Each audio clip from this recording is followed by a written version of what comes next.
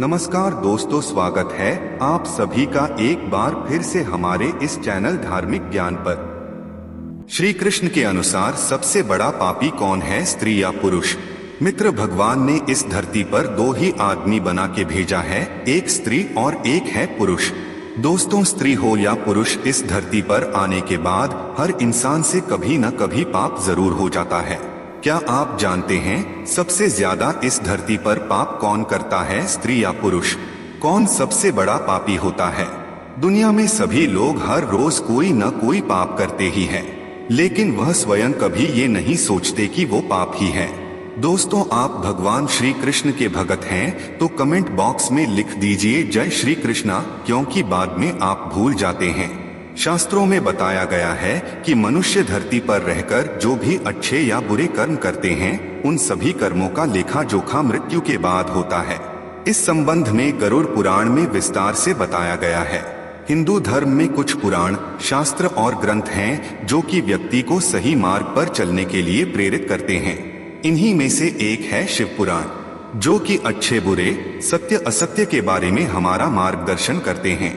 प्रेम को संसार में ईश्वर का रूप कहा गया है, लेकिन प्रेम अगर मर्यादा और नीतियों को ताक पर रखकर काम भावना में बदल जाए तो इससे बड़ा पाप कुछ भी नहीं है। इस पाप की ऐसी सजा है जिसे जानेंगे तो आपका दिल दहल जाएगा। मित्रों, आप हमारे चैनल पर पहली बार आए हैं तो कृपया चैनल को सब्सक्राइब अवश्य कीजिएगा। वीडियो पसंद आए तो वीडियो को लाइक करके अपने दोस्तों के पास शेयर जरूर कीजिएगा। ज्यादा टाइम व्यर्थ ना करते हुए चलिए आपको बताते हैं कौन है सबसे ज्यादा पापी, पुरुष या स्त्री। मित्रों, इस सवाल का जवाब हम एक कथा के माध्यम से देने जा रहे हैं ताकि आपको बहुत ही अच्छे से समझ में आए। एक समय के बात है, किसी देश में एक राजा रहते थे। वो और उनकी रानी दोनों ही भगवान शिव के बहुत बड़े भक्त थे। उन्होंने अपने महल में तोता मैना पाल रखा था और उन्हें एक ही पिंजरे में बंद रखा था। अब ये तो सभी को पता है कि मियाँ बीबी में एक ना एक दिन लड़ाई हो ही जाती है। एक दिन के बात है, मैना तोते से कहती है कि मैंने मान लिया कि यह पुरुष बड़े पापी होते हैं, ये बहुत ही बड़े धोखेबाज होते हैं। पुरुष को मौका मिलने पर यह कुछ भी कर सकते हैं। मैना की बात सुनकर तोता बोला, तू चुप कर। पुरुष उतने पाप नहीं कर सकता जितनी पाप स्त्रियां करती है। जितनी धोखेबाज स्त्रियां होती हैं ना, उतना धोखेबाज तो कोई होता ही नहीं है। स्त्री से बड़ा पापी इस पूरी दुनिया में कोई नहीं होता। यह किसी की भी अपने जाल में फंसाकर मर भी सकती है। जिसके बाद तोता और मैना में जबरदस्त लड़ाई होने लगी कि दुनिया में सबसे बड़ा पापी कौन है। तोता बोलता है स्त्री पापी होती है और मैना बोलता है पुरुष पापी होता है। राजा ने बहुत देर तक इनकी लड़ाई देखकर बोला, तुम दोनों क्यों लड़ रहे हो? क्या बात हो गया? किस बात पर तुम दोनों विवाद कर रहे हो? मैना ने उत्तर देते हुए राजा के कहा, यह तोता मान नहीं रहा कि दुनिया में सबसे बड़ा पापी पुरुष होता है। फिर तोते ने कहा, मैं कैसे मान जाऊं कि दुनिया में सबसे बड़ा पापी पुरुष है, क्योंकि सबसे बड़ी पापी स्त्रियां ही होती हैं। राजा ने दोनों से कहा, तुम किस कारण से ऐसा कह रहे हो? तुम अपने कारण बताओ। तब मैना ने उदाहरण देते हुए कहते हैं, एक गांव में एक सेठ जी थे, बड़े ही बलवान धनबाद था और उनका बेटा था, वो बहुत ज्यादा बिगड़ैल किस्म का इंसान था। सेठ जी का लड़का इतना जुआ खेलता था और बहुत लड़ाई करता था। सेठ जी ने इस बात को सोच सोच के वह मृत्यु को चले गए। जब उनके पिता जिंदा थे तो वह थोड़ा थोड़ा जुआ खेलता था, लेकिन पिता की मृत्यु के बाद वह मुक्त हो गया और आराम से दिन रात केवल जुआ ही खेलने लगा, जिसका परिणाम ये हुआ, जुआ में सब कुछ हार गया। फिर वह लौटकर अपने गांव नहीं आया और किसी दूसरे गांव चला गया, जहां वो एक सेठ के घर जा पहुंचा और उसने कहा कि थोड़ा सा जल मुझे पिला सकते हैं। जब सेठ ने उससे पूछा कि तुम कहां से आए हो, क्या करते हो और तुम कौन हो, जिसके उत्तर में लड़के ने झूठ बोला और कहा, मैं व्यापारी हूँ और मैं पानी वाले जहाज से जा रहा था। व्यापार करने में मेरा सामान समुद्र में डूब गया, तो आप मेरी कुछ मदद कर देते तो अच्छा होता। सेठ ने लड़के की बात सुनी और फिर उसकी बातों के जाल में फंस गए और कहने लगे कि बेटा, तुम दिखने में ठीक ठाक हो और कमा भी लेते हो, तो क्या मेरी बेटी से शादी करोगे? ये बात सुनकर लड़का बहुत खुश हो जाता है और शादी के लिए हामी भर देता है, क्योंकि लड़के के मन में कुछ और ही चल रहा था। जिसके बाद दोनों का विवाह हो जाता है और सेठ अपनी बेटी को खूब सारा गहने जेवर धन देकर विदा कर देता है। विवाह होने के बाद वो लोग वहां से जा रहे होते हैं तो रास्ते में एक जंगल पड़ता है।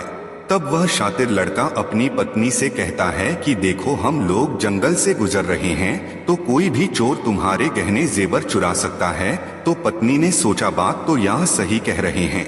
वह लड़के ने पूरा जेवर उतार कर अपने पास रख लिया। अब उसकी पत्नी ने उस पर भरोसा करके अपने सारे जेवर अपने पति को दे दिए। देती भी कैसे नहीं, क्योंकि वो उसका पति जो था। जिसके बाद उस लड़के ने अपनी पत्नी के जेवर एक कपड़े में रखकर अपनी कमर में बांध लिए। फिर वह सभी एक जगह आराम करने के लिए रुक जाते हैं। तब उस लालची लड़के ने अपनी पत्नी को कुएं में गिरा दिया कि वह उसमें डूबने से मर जाएगी। वह लड़का वहां से चला गया, किंतु उसकी पत्नी मरी नहीं और कुएं से बाहर निकलने के लिए आवाज लगाती रही। कुएं के पास से एक व्यक्ति गुजर रहा था। तब उसने किसी महिला की आवाज सुनी तो उस व्यक्ति ने उस महिला को कुएं से जैसे तैसे करके बाहर निकाला। कुएं से बाहर निकालने के बाद महिला ने अपनी सारी घटना उस व्यक्ति को सुनाया, जिस पर उस व्यक्ति ने महिला को उसके पिता के घर पहुंचा दिया। घर पहुंचने के बाद सेठ जी ने पूछा, क्या हुआ बेटी तुम्हारे साथ?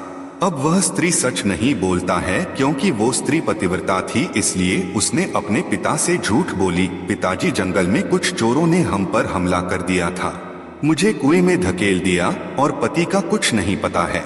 बेटी की बातें सुनकर सेठ जी बोले, चलो कोई बात नहीं, भगवान सब सही कर देंगे, भगवान पर भरोसा रखो। कुछ समय बाद लड़का दोबारा अपने ससुराल पहुंचा और फिर झूठ बोलने के सोचा कि सेठ जी से कहेंगे कि आप नाना बनने वाले हैं और इसके बदले में खूब सारा धन मिल जाएगा। लेकिन वह जैसे ही अपने ससुराल पहुंचा, उसकी मुलाकात उसकी पत्नी से होती है और वह अपने पति से कहती है कि मैंने पिताजी को ये सारी बातें बताई हैं, तो आप भी यही बता देना, क्योंकि उसके पत्नी उसे बचाना चाहती थी। तो उस लड़के ने पत्नी से कहा, तुम सो जाओ, सुबह मैं तुम्हें अपने साथ लेकर जाऊंगा। रात हुई और उसने अपनी पत्नी का चाकू से कत्ल कर दिया तथा सारे जेवर लेकर चला गया। राजा को ये सब कहानी बताने के बाद मैना ने कहा कि इसलिए मैं बोलती थी कि पुरुष दुनिया का सबसे बड़ा पापी इंसान होता है। उसने अपनी पत्नी को मारा और सारा धन दौलत जेवरात लेकर चला गया। मैना की ये बातें सुनकर तोते ने भी राजा को एक कहानी सुनाई, जिसमें उसने स्त्री के चरित्र को लेकर बात की थी। दोनों की बात सुनने के बाद राजा बोले, इस बात का उत्तर मैं देता हूँ कि कौन सबसे बड़ा पापी है। राजा आगे आगे कहते हैं कि जिस इंसान की सोच उसके स्तर से नीचे गिर जाती है, वह इंसान पापी होता है, फिर वो भला पुरुष हो या स्त्री, क्योंकि इंसान पाप करने से पहले यह नहीं सोचता कि वह स्त्री है या पुरुष, उसे पाप करना चाहिए या नहीं। स्त्री हो या पुरुष, पाप सभी करते हैं, अनजाने में हो या जानबूझकर। आइए जानते हैं कुछ बड़े पाप है जो उसे पर नजर डालते हैं जो इस पृथ्वी पर हो रहा है। नंबर 1, जो व्यक्ति भगवान शिव, माता पार्वती, विष्णु, सूर्य, गणेश और दुर्गा जी का सम्मान नहीं करता और जो देवी देवताओं की पूजा नहीं करता, वो भी नरक में ही जाता है, क्योंकि वह पापी कहलाता है। नंबर 2, पवित्र स्थलों को हे दृष्टि से देखना। नंबर 3, भ्रूण की हत्या करना या फिर भ्रूण को नष्ट करना। नंबर 4, किसी महिला के हत्या करना। नंबर 5, महिला को अत्याचार प्रताड़ित करना। नंबर 6, मुखदर्शक की तरह आंखों के सामने किसी की इज्जत लुटते देखते रहना। नंबर 7, किसी गर्भवती महिला को मारना पीटना आदि। नंबर 8, किसी को नशे की हालत में छोड़कर चले जाना। नंबर 9, किसी पवित्र कसमों और वादों को तोड़ना, जैसे भगवान कसम खाने वाला। नंबर 10, किसी के विश्वास को धोखा देने वाले। नंबर 11, किसी जरूरतमंद को या भिक्षु भिखारी को जानबूझकर भोजन और पानी न देना और अपने दरवाजे पर आए मेहमान को बिना भोजन पानी के वापस कर देना भी बहुत बड़ा पाप माना गया है। नंबर 12, अच्छे लोगों को धोखा देना, साथ ही उसकी बेइज्जती करना और गाली देना या फिर किसी धर्म, पुराण, वेद के अपमान करना, यह सब पाप के श्रेणी में आता है। नंबर 13, जो असहाय और जरूरतमंद की मदद नहीं करता और कमजोर को सजा देता है, यह सब पाप के श्रेणी में आता है। नंबर 14, अपनी संतुष्टि के लिए किसी जानवरों की हत्या करना सबसे बड़ा पाप है। नंबर 15, झूठी गवाही देना, किसी निर्दोष को फंसाने के लिए अपनी सच्चाई का प्रदर्शन करना आदि। नंबर 16, किसी विधवा की पवित्रता को नष्ट करना या किसी मर्द से शादी की सीमा को लांघकर संबंध बनाना भगवान की नजरों में पाप है।